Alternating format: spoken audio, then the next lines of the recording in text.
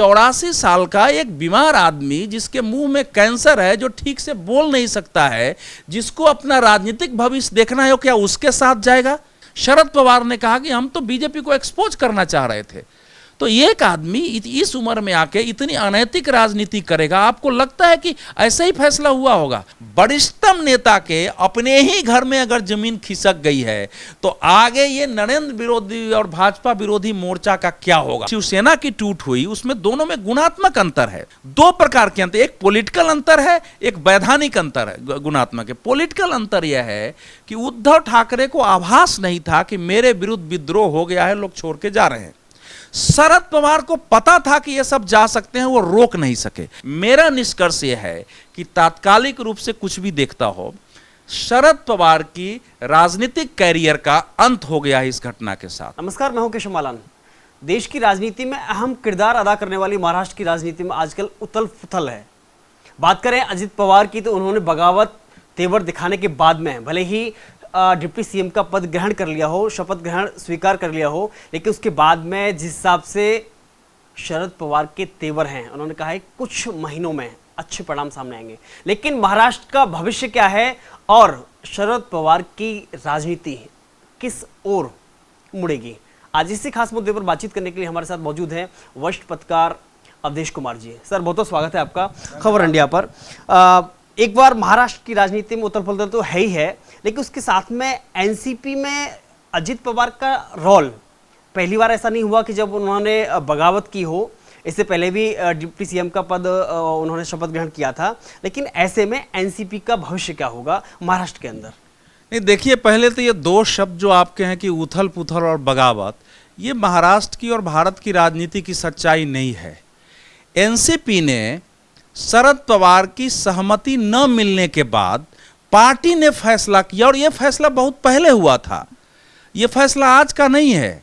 जब शिंदे बाहर आ रहे थे उस समय एनसीपी के लोगों ने शरद पवार को कहा कि हमको भी उधर ही जाना चाहिए। तो इस समय जो है वो न उथल पुथल है न बगावत है।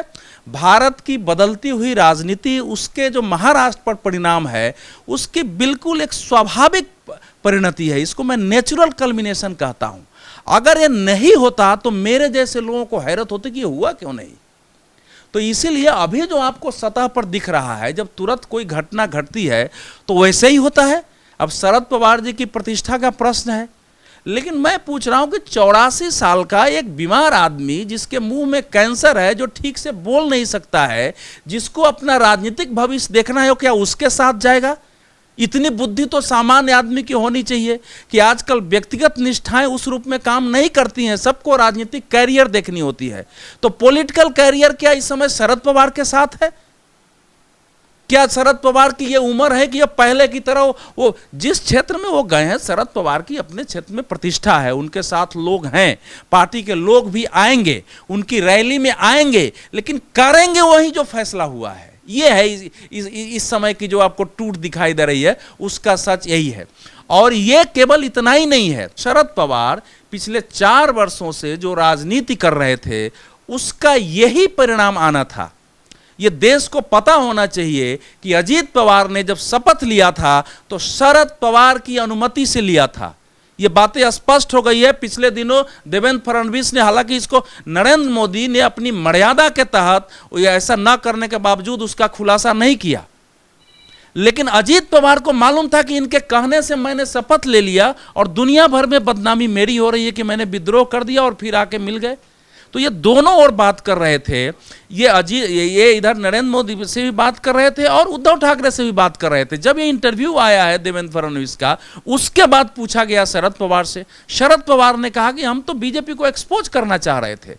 तो एक आदमी इस उम्र में आके इतनी अनैतिक राजनीति करेगा, आपको लगता है कि ऐसा ही फैसला हुआ होगा? जब उनकी सहमति बनी होगी तो पार्टी को भी पता रहा होगा उस समय। दूसरे, उन्होंने जो घटना उनके संदर्भ में घटी कि सरकार में रहते हुए, महाविकास अघाड़ी के श्रेष्ठ नेता होते हुए भी, राष्ट्रपति के चुनाव के समय वो भारतीय जनता पार्टी से इस बात पर बातचीत कर रहे थे कि हम एनडीए में आ सकते हैं। प्राइम मिनिस्टर ने कहा, प्राइम मिनिस्टर ने भी कहा था कि आप आ जाइए। तो उस समय ये राष्ट्रपति बनना चाहते थे और राष्ट्रपति पर सहमति नहीं हो सकती थी। लेकिन सुप्रिया सुले को कैबिनेट मिनिस्ट्री देने का प्रधानमंत्री ने सहमति दी थी, जो हम लोगों की जानकारी है। लेकिन जब ये कुछ दिनों बाद आए कि प्राइम मिनिस्टर ने हमको कहा कि आइए साथ मिलकर काम करते हैं, और तो उसमें सुप्रिया सुले के लिए कैबिनेट मिनिस्टर का पद चाहिए, तो हमने कहा है कि नहीं, जो है हमारी दोस्ती रहेगी, लेकिन राजनीति हम अलग अलग करेंगे। तो ये इस समय की जो परिस्थिति है, तो पार्टी उनकी देख रही थी कि महाराष्ट्र की पॉलिटिक्स में उद्धव ठाकरे के साथ सरकार बनाने का अर्थ हुआ है कि जनता जमीन पर उसको एक्सेप्ट नहीं कर रही थी, जमीन पर एक्सेप्ट नहीं कर रही थी, सबको चुनाव लड़ना था, इसलिए सब उनके साथ थे। यहां जब अंतिम समस्या तब आई जब वो पटना बैठक में चले गए। पार्टी के लोगों ने बाजाबता बात किया कि आप पटना बैठक में न जाएं। प्रफुल्ल पटेल उनके साथ इसलिए गए कि उनसे बात करते जाएं। प्रफुल्ल पटेल ने वहां कोई बयान नहीं दिया है। पटना बैठक में उनका जाना, क्योंकि ये सब मान रहे थे कि नरेंद्र मोदी के नेतृत्व में ही भारत को ले चलना चाहिए, विपक्ष के नेता जिम्मेवार नहीं है, ये देश को ठीक से नहीं चला सकते हैं, इनके अंदर स्वार्थ है। खासकर राहुल गांधी को लेकर एनसीपी में बहुत ज्यादा रिजर्वेशन है, राहुल गांधी को लेकर के।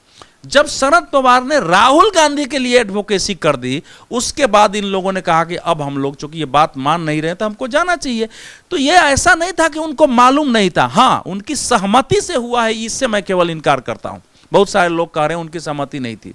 वैसे भी शपथ ग्रहण के पहले जब अजीत पवार ने बैठक बुलाई थी तो उसमें सुप्रिया सुले को भी बुलाया था, उसमें प्रफुल्ल पटेल को भी बुलाया था, सभी वहां आए थे, कैमरे के सामने आए थे सब। सुप्रिया सुले बीच में उठ के चली गई थी। तो शरद पवार जो कह रहे हैं कि हमको पता ही नहीं था, और हमको तो उद्धव ठाकरे ने फोन किया कि आपकी पार्टी में टूट हो गई, तो सुप्रिया सुले वहां क्या करने गई थी? देखने गई थी, इनको फोन पर भी नहीं बताया था। तो इस उम्र में, और आप कह रहे हैं बीजेपी को एक्सपोज करना है, तो आप इस प्रकार की पॉलिटिक्स कर रहे हैं शुरू से अभी तक, तो उसके बाद आपके साथ कौन रहेगा? लेकिन फिर भी ये मैं कह रहा हूं कि इन लोगों का स्टैंड ये बिल्कुल सही है कि शरद पवार हमारे नेता थे, हैं और रहेंगे, उनके खिलाफ न कुछ बोलना है न करना है, लेकिन पार्टी रहेगी एनडीए में। लेकिन अजीत पवार का बाहर जाना किस बात का परिणाम है? इस बात का कि शरद पवार ने कहीं ना कहीं कार्यकारी अध्यक्ष बना करके अपनी बेटी को परिवारवाद को बढ़ावा दिया, या फिर अजीत पवार को दरकिनार किया, या फिर भाजपा को एक्सपोज करने के लिए? नहीं, देखिए ऐसा है, ये फिर ये जो शब्द है ना कि अजीत पवार बाहर चले गए। अरे कल प्रफुल्ल पटेल ने बाजाबता प्रेस कॉन्फ्रेंस के बाद इंटरव्यू दिया, उसने भी प्रेस कॉन्फ्रेंस में कहा, प्रफुल्ल पटेल ने कहा कि ये पार्टी का निर्णय था, ये पार्टी ने बैठ कर निर्णय किया। 2 कार्याध्यक्ष थे जिसमें एक कार्याध्यक्ष उठ के चली गई, उसने ना असहमति व्यक्त की ना सहमति व्यक्त की है। तो जो प्रस्ताव पारित हुआ है उसका सिग्नेचर तो लोगों को देखना चाहिए ना, कि पार्टी के 2 कार्याध्यक्ष हैं, विधायक दल का वहां नेता बैठा हुआ है, 4 सांसद बैठे हुए हैं, पार्टी के पार्लियामेंट्री बोर्ड के मेंबर बैठे हुए हैं, तो ये तो पार्टी का फैसला है ना। इसमें कैसे कह रहे हैं कि वो बाहर चला गया? वो बाहर थोड़े, तो एनसीपी का निर्णय है, उसने कहा है कि एनसीपी के चुनाव चिन्ह पर लड़ेंगे, और शरद पवार ने कहा है कि हम इसके खिलाफ लीगल एक्शन नहीं लेंगे। जो उद्धव ठाकरे की शिवसेना, जो शिवसेना की टूट हुई, उसमें दोनों में गुणात्मक अंतर है, 2 प्रकार के अंतर, एक पॉलिटिकल अंतर है, एक वैधानिक अंतर है, गुणात्मक है। पॉलिटिकल अंतर यह है कि उद्धव ठाकरे को आभास नहीं था कि मेरे विरुद्ध विद्रोह हो गया है, लोग छोड़ के जा रहे हैं। शरद पवार को पता था कि ये सब जा सकते हैं, वो रोक नहीं सके। ये 2 गुणात्मक अंतर है। दूसरा अंतर यह है कि उद्धव ठाकरे ने उसके खिलाफ चुनाव आयोग से लेकर के कोर्ट तक लड़ाइयां लड़ी है, अभी सुप्रीम कोर्ट में भी मामला है एक मामले में। लेकिन शरद पवार ने कहा हम इसके खिलाफ लीगल लड़ाई नहीं लड़ने जा रहे हैं। तो इसलिए ये उस रूप में ये नहीं है जिसको सामान्य हम टूट कहते हैं, उस रूप में ये टूट नहीं है। शरद पवार के रहते हुए उनकी पार्टी उनकी बेटी को और उनको छोड़ करके चली गई है कि भैया आप आइए, सहमति हुई, आप हमारे नेता हैं, लेकिन हम लोगों का निर्णय ये है, इतना ही है उसमें अंतर। कल को ऐसा नहीं होगा कि जैसे शिवसेना का जो दावा किया था, जो उनके बाद में शिंदे को जो मिला, चाहे वो चुनाव चिन्ह हो, जो बाकी अधिकार जो मिले थे, कल को एनसीपी के साथ भी ऐसा ही हो? भाई जब शरद वो तो तब होगा जब चुनाव आयोग में शरद पवार अध्यक्ष के रूप में जाएंगे। अभी तक तो उन्होंने घोषणा किया नहीं है। जब चुनाव आएगा और ये अपना चुनाव चिन्ह मांगेंगे, जब वो करेंगे तभी ना होगा। जब वो कह रहे हैं कि हम लीगल लड़ाई नहीं लड़ रहे हैं, हम जनता के बीच जा रहे हैं, सबने सुना है ना देश में। हालांकि विधानसभा में इनकी पार्टी के लोगों ने लिख के दिया है कि इनकी सदस्यता खत्म कर दी जाए। अब उस पर उनको तो एक प्रकार से लड़ाई शुरू हो गई है, लेकिन कोई भी पार्टी पर दावा करेगा तब न लड़ाई होगी, जब दावा नहीं करेगा तो लड़ाई कैसे होगी। इसलिए मैं कह रहा हूं कि ये जो जिसको आप टूट कह रहे हैं ना, ये थोड़ा भिन्न प्रकार का केस है। ये देश को इसको समझना चाहिए। ये मान रहे कि पार्टी पर दावा नहीं कर रहा है, वो कह रहा है कि पार्टी का निर्णय है। ये यहां क्लेम नहीं है कि हमारी पार्टी है कि आपकी पार्टी है। इसलिए इस समय मैं ये भी कह रहा हूं कि शरद पवार जी के साथ इस समय तात्कालिक रूप से रैली में लोगों को देखकर, उनके साथ एक दो सांसद चले जा रहे हैं, दो चार विधायक चले जा रहे हैं, उसको देख के निष्कर्ष मत निकालिए कि कल क्या होगा।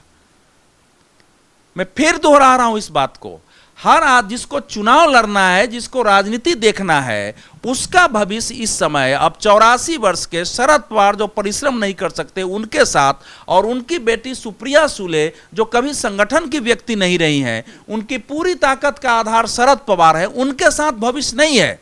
उनके सारे बड़े नेता कहां खड़े हैं? अजीत पवार की अपनी पार्टी में नहीं, वो चुनाव लड़ता है, संगठन करते हैं, छगन भुजबल उसके साथ हैं, तो ये सब तो जमीन के नेता रहे हैं। और तीसरे बात और देखिए, विधानसभा में तो शरद पवार नहीं है, सुप्रिया सुले नहीं है, शिवसेना एकदम छोटी पार्टी हो गई हुई है, कांग्रेस की अपनी ताकत है, एनसीपी की मेजॉरिटी उधर रहेगी, वहां अजीत पवार रहेंगे, वहां छगन भुजबल, इनके लोग रहेंगे, तो किसी की हैसियत है विधानसभा में कि इसके विरुद्ध जाके वहां खड़ा हो जाए कि नहीं हम पार्टी को नहीं मानते हैं? उसकी क्या दशा होगी वहां? अपने देश में कुछ शारीरिक ताकत का भी समय समय पर इस्तेमाल हुआ है कि नहीं हुआ है? तो इतना आसान, इसलिए मैं कह रहा हूं कि इसको दूसरे परिप्रेक्ष्य में देखना चाहिए। मेरा निष्कर्ष यह है कि तात्कालिक रूप से कुछ भी देखता हो, शरद पवार की राजनीतिक कैरियर का अंत हो गया है इस घटना के साथ। यह अब रिटर्न नहीं हो सकता है, क्योंकि इस बार जो हुआ है सोच समझ के हुआ है, इसका रिटर्न नहीं होगा। थोड़े दिन ये सब चलेगा, कुछ विधायक इधर दिखेंगे क्योंकि वो बड़े नेता हैं, कुछ एक आध सांसद आके दिख सकते हैं, पार्टी के नेता दिख सकते हैं, लेकिन ये अब होना नहीं है। महाराष्ट्र विकास अघाड़ी महाराष्ट्र की राजनीति में मतलब प्रभावहीनता की स्थिति में पहुंच गई इस समय, क्योंकि अब कांग्रेस के लिए है, कांग्रेस है और एनसीपी के बचे खुचे कुछ लोग होंगे जिनका अजीत पवार से और इन लोगों से व्यक्तिगत संबंध नहीं होंगे, वो होंगे, और उसके बाद जो उद्धव ठाकरे की जो शिवसेना है उसके साथ होगी, तो शक्ति तो इधर रहेगी।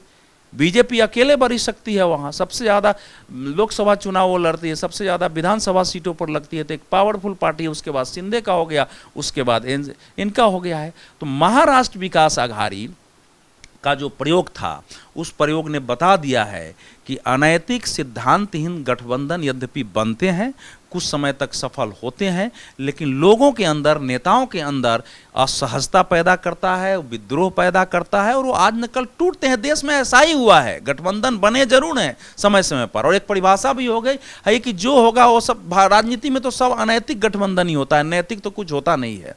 लेकिन अनैतिक होते हुए भी उसके विरुद्ध जो है मन में विद्रोह का भाव रहता है, और उसका यही हंस रोना है। पहले शिवसेना का हुआ और उसका यही हंस रोना था। अगर हम बात करें महाराष्ट्र में जो चल रहा है, उसके बाद में टेंशन में नीतीश कुमार हैं, उनकी टेंशन कितनी जायज है? नहीं, अभी इसके बदले अभी इसमें एक बड़ा प्रश्न और निहित है कि क्या इस घटना के पीछे नरेंद्र मोदी के राजनीति में आने के बाद जो वैचारिक परिवर्तन भारत में हो रहे हैं उसकी भी कोई भूमिका है या नहीं है। इसके मैं दो उदाहरण देता हूं। जो लोग कह रहे हैं कि ये कैसे टूट है, शरद पवार को हार करके राहुल गांधी को कहना पड़ा कि आप सावरकर जी की आलोचना मत करिए। ये कोई सामान्य घटना थोड़ी थी, एक पार्टी है। तो विनायक दामोदर सावरकर की महाराष्ट्र में कितनी प्रतिष्ठा है, आप जाएंगे एक क्रॉस पार्टी लाइन, उनके खिलाफ कोई बोलेगा तो पब्लिक पीट सकती है उसको घेर करके। वहां महाराष्ट्र का मैंने वातावरण देखा है। शिवाजी के बारे में वहां क्या आधार नहीं, मराठों की पार्टी है ये, जो शिवाजी को महान मानती है। एक हिंदुत्व का भाव है, वो पार्टी रहे या न रहे, वो शिवसेना वाला नहीं, तो वो एक भाव रहता है। तो अब आप एक सावरकर एक प्रतीक थे कि राष्ट्रवादी कांग्रेस पार्टी के लोग स्वयं को कितना असहज महसूस कर रहे थे, वो इस बात का प्रतीक था। वो प्रतीक जो है, अब उसके बावजूद गीता प्रेस को जब पुरस्कार सम्मान मिलता है तो जयराम रमेश का ट्वीट आ जाता है कि तो सावरकर और गोडसे को पुरस्कार देना है, पार्टी कहीं ना कहीं करती रहती। तो वो सारे लोग बता रहे थे कि हम किसके साथ जा रहे हैं। ये हम कर क्या कर रहे हैं? एक आदमी विदेश में जा रहा है, नरेंद्र मोदी की आलोचना के बजाय वो देश की आलोचना कर रहा है, बदनाम कर रहा है, केवल मुसलमानों के पक्ष में बात करने की कोशिश कर रहा है। तो ये जो एक धारा है इस देश में कि नरेंद्र मोदी के आने के बाद दो विचारधारा पर कि राष्ट्र हिंदुत्व और एक इसके विरुद्ध एक कुछ लोग खड़े हैं। तो महाराष्ट्र में एक चर्निंग रही है, पूरे देश में चर्निंग है। वो भले ही टूट में नहीं दिखाते लेकिन पार्टियों के अंदर है। अभी यूनिफॉर्म सिविल कोड पर सभी पार्टियों में असहजता की स्थिति पैदा हो गई हुई है। कांग्रेस स्टैंड नहीं ले पा रही है। ये समझ में नहीं आ रहा है कि राजनीति कहां जा रही है। मायावती को कहना पड़ा है कि हम इसके समर्थन में हैं, लेकिन इस ढंग से हम समर्थन नहीं दे सकते, इसको ठीक तरीके से लाया जाए। आम आदमी पार्टी कह रही है कि नहीं नहीं होना चाहिए, लेकिन थोड़ा अच्छे विचार विमर्श के साथ होना चाहिए। तो ये जो परिवर्तन आता है ना, वो कभी कभी वो सब चीजें भी परिलक्षित होती है। उसके पीछे इस ताकत को भी देखना चाहिए हमको। बिहार की जो हम बात कर रहे हैं उसमें टेंशन जो लग रही है आपको, उनकी कितनी ज्यादा है? क्योंकि लगातार विधायकों के साथ में मीटिंग करना। देखिए, बिहार में क्या होगा ये इस समय कहना कठिन है, लेकिन जिस दिन जनता दल यू को उन्होंने भाजपा से अलग किया, जनता दल यू के विधायक और नेताओं के अंदर उसी समय पहले से ही असहज स्थिति पैदा हो गई थी। लोग मिलते थे, लोग कहते थे कि नीतीश कुमार, कई नेताओं ने मेरे को कहा कि नीतीश कुमार ना अब डिरेल्ड हो गए हैं, और अब उनका जो है मेंटल बैलेंस नहीं, वो कुछ भी कर सकते हैं सबको, क्योंकि वो सब लड़ा है आरजेडी से, आरजेडी के खिलाफ बोला है सब में, तो उसके अंदर एक असहजता है आरजेडी के साथ जाने को लेकर। तो नीतीश कुमार के टेंशन का देखिए, मैं आपको पहले भी अपने इंटरव्यू में एक बार बता चुका हूं कि नीतीश कुमार की, जैसे मैंने अभी कहा, शरद पवार की राजनीतिक पारी का अंत हो गया। अभी लोगों को जल्दीबाजी लग रही होगी, लेकिन 6 महीने साल भर में यही परिणाम आएगा आपको। उसी प्रकार से मैं पहले ही बोल चुका हूं कि आरजेडी तो रहेगी अभी बिहार में, चूंकि नीतीश कुमार ने 2015 में उसको अपने ही जैसे भी हो उन्होंने खड़ा कर दिया साथ में जाके। तेजस्वी यादव नेता के रूप में रहेंगे, लेकिन नीतीश कुमार की पारी खत्म हो चुकी है। नीतीश कुमार की विश्वसनीयता न जनता के बीच है, न अपनी पार्टी के बीच है, न जिन पार्टियों के साथ जाते हैं उनके बीच है। उनके अंदर व्यक्तिगत बातचीत करके देखिए ना नीतीश के बारे में क्या टिप्पणी करते हैं उनके लोग ही नहीं, आरजेडी के लोग क्या टिप्पणी करते हैं, वहां के कांग्रेस के लोग क्या टिप्पणी करते हैं। उसको जरा कोई पत्रकार हो, जरा उस सबको धीरे से टेप करके एक दिन कहीं जो है चला दे, तो नीतीश जी को समझ में आ गई कि लोग हमारे बारे में क्या बोलते हैं। यहां तक कि जनता दल यू के कार्यालय में भी इधर उधर देख के अकेले में जो बात होती है वो भी कोई टेप कर तो हो जाए। इसलिए नीतीश कुमार का टेंशन क्यों है मेरी समझ में नहीं है। नीतीश कुमार अपना सब कुछ खो चुके हैं, और बिहार के लोगों के साथ जो उन्होंने विश्वासघात किया, धोखा किया, बिहार के लोगों ने बहुत ही उम्मीद के साथ उनको एक बार जिताया, दोबारा तो ऐसा जिताया कि रामविलास पासवान की पूरी पार्टी खत्म हो गई। ये लालू यादव पूरा परिवार चुनाव कहीं से कोई नहीं जीता। लालू 21 सीटों तक सिमटा दिया बिहार के लोगों ने। बिहार के लोगों ने लालू यादव को 5 चुनाव में परिवार को हराया, 4 चुनाव में हराया रामविलास पासवान को। रामविलास पासवान को बीजेपी ने खड़ा कर दिया उसकी पार्टी को, और लालू को खड़ा कर दिया नीतीश कुमार ने। किसी के तो जाहिर है कि ये लोग जो राजनीतिक अपराध के, बीजेपी को भी इसका थोड़ा बहुत तो प्रायश्चित मिलता ही है ना, कि बार बार आता है धक्का देके चला जाता है, क्योंकि थोड़ी बहुत गलतियां हुई हैं। तो इसीलिए नीतीश कुमार का टेंशन। तो दूसरा उनका कारण यह है कि क्या है, प्रथम ग्राह से मक्षिका पाते, पढ़ा है ना आपने कि प्रथम ग्राह से पहले ही कौर उठाया हमने खाने के लिए और उसी में मक्खी पड़ गई। पहली मीटिंग में वो आश्वस्त है कि अब लोग साथ आ गए हैं। शरद पवार को एक बड़े नेता के रूप में प्रेजेंट किया गया कि वरिष्ठतम नेता है। वरिष्ठतम नेता के अपने ही घर में अगर जमीन खिसक गई है तो आगे ये नरेंद्र विरोधी और भाजपा विरोधी मोर्चा का क्या होगा, आप क्या करेंगे? क्योंकि दूसरे जगह भी ये खेल हो, तीसरे जगह भी हो सकता है। क्योंकि अगर ईडी और सीबीआई ये मान ले कि उसके कारण ही हो रहा है, तो ईडी सीबीआई में बहुत सारे लोग फंसे हुए हैं, बहुत सारे लोगों का दबाव है। अगर इसी कारण मान लो होना है, जिसको मैं नहीं मानता हूं, ये मैं नहीं मानता हूं कि सरकार उसका उपयोग करके और नेताओं को दबाव में ला रही है, लेकिन यह बात सही है कि ईडी और सीबीआई के दबाव ने, भ्रष्टाचार के विरुद्ध कार्रवाई ने अनेक नेताओं को साथ आने के लिए विवश किया है। और अनेक नेता, भले उसका उनको लाभ न मिले, अंदर ही अंदर ये सोचते रहते हैं कि भैया कहीं यहां रहेंगे तो फंस जाएंगे, उधर जाएंगे तो शायद बच जाएंगे। तो जिन लोगों ने भ्रष्टाचार किया उनकी मानसिकता रहती है। तो शरद पवार के साथ ये होने का मैसेज ये गया है कि कि जो लोग भी मोर्चा की बैठक में बनाने की बैठक में बैठ रहे हैं, पता नहीं कौन कौन क्या सोच रहा है, कब पाला बदलने का, किसकी पार्टी उसके साथ नहीं है। ये जो अभी माहौल बन गया है ना, विश्वास करना कि पता नहीं फलाना नेता आ रहा है, इसकी पार्टी तो कहीं मोदी के साथ नहीं जाना चाहती है। ये इस समय माहौल बन रहा है कि ऐसा ना हो कि जरा अगली बार कोई और पार्टी में आए और पता चला कि उसकी पार्टी में से भी आधे से ज्यादा लोग निकल गए। ये एक माहौल जो है बन गया है। सबको संदेह हो रहा है कि बगल में जो आदमी बैठा हुआ है जिससे हम बात कर रहे हैं, पता नहीं इसकी पार्टी कहीं फिर एनडीए में जाने की घोषणा न कर दे। ये माहौल है, ये सबके टेंशन का कारण हो गया। और ये सच्चाई है, भारत की राजनीति में जो एक वैचारिक विभाजन हुआ है वो 2014 के बाद जो जिसको बोलते हैं कि एक रेडिकल चेंज आया है, पैराडाइम शिफ्ट आया था भारत की राजनीति में। वो पैराडाइम शिफ्ट खत्म नहीं हुआ है। वो संसद में दिखता है। 370 की किसी को कल्पना थी कि बीजेपी राज्यसभा में पास करा ले, पार्टियां टूट गई अंदर, लोगों ने जाके सपोर्ट किया। तो ये पैराडाइम शिफ्ट नहीं है। ये 3 तलाक पर जो अभी यूसीसी के समय की बात है, 3 तलाक पर वही वातावरण था कि बीजेपी इसको पास नहीं कराएगी। सारे मुसलमान संगठन खड़े हुए थे, नेता उसके पक्ष में बयान दे रहे थे और वो पारित हो गया। तो ये सब बदली हुई चीजें, इससे पार्टियां प्रभावित है। बीजेपी के पास समस्या यह है कि न पार्टी की मशीनरी कमजोर है उसकी, कि वो सब वातावरण को उनके सहयोगी और नेता जो मोदी जी के हैं वादी, वो उसको ठीक से लाभ नहीं उठा पा रहे हैं। न तो बीजेपी 50 साल इस देश पर जो कह रहे हैं वो राज कर सकती है। ठीक से इस समय का राजनीतिक प्रबंधन अगर भाजपा कर लेती है तो ऐसे माहौल में नीतीश जी ही नहीं, ममता बनर्जी भी, जो भी इसके अगुवाई चल रहे हैं, MK स्टालिन भी, लालू प्रसाद यादव भी, सबके चेहरे पर शिकन, तो सबके चेहरे पर चिंता की लकीरें तो है कि ये महाराष्ट्र कहीं भी दोहराया जा सकता है। जब प्रफुल्ल पटेल चले जा सकते हैं, जब छग, तो और कौन बचेगा साथ में। प्रफुल्ल पटेल पिछले 2.5 दशक से सबसे निकटतम कोई विश्वसनीय नेता लगातार जो साथ शरद पवार जी के साथ खड़े रहे, वो रहे हैं प्रफुल्ल पटेल। वो जब जा सकते हैं निर्णय करके, तो फिर तो बाकी का क्या कहना है। तो इसलिए आने वाले समय में आपको हो सकता है कि ऐसी कुछ और घटनाएं आपको देखने को मिले। एक आखिरी सवाल इसमें, लगता है कि महागठबंधन में करार होने से पहले ही अगर दरार आ गई तो महागठबंधन का ऐसे में भविष्य क्या होगा? नहीं, देखिए, अभी भविष्य तो तब होगा जब कोई किसी का वर्तमान दिखे। मैं इसके पक्ष में हूं कि विपक्ष सिद्धांत और विचार के आधार पर भाजपा नरेंद्र मोदी का विरोध करती है, तो इन लोगों को उसके आधार पर साथ आने का पूरा अधिकार है और करना चाहिए। उसमें हमको कहीं कोई दिक्कत नहीं होती है। लेकिन अगर उसमें विचार नहीं हो, केवल समस्या मोदी से हो कि इसके रहते हम सत्ता में नहीं लौट सकते हैं, तो तब तो ये फिर लोकतंत्र की दृष्टि से इस गठबंधन का कोई मायने नहीं है। ये गठबंधन लोकतंत्र विरुद्ध होगा, भारतीय राजनीति को प्रदूषित करने वाला होगा।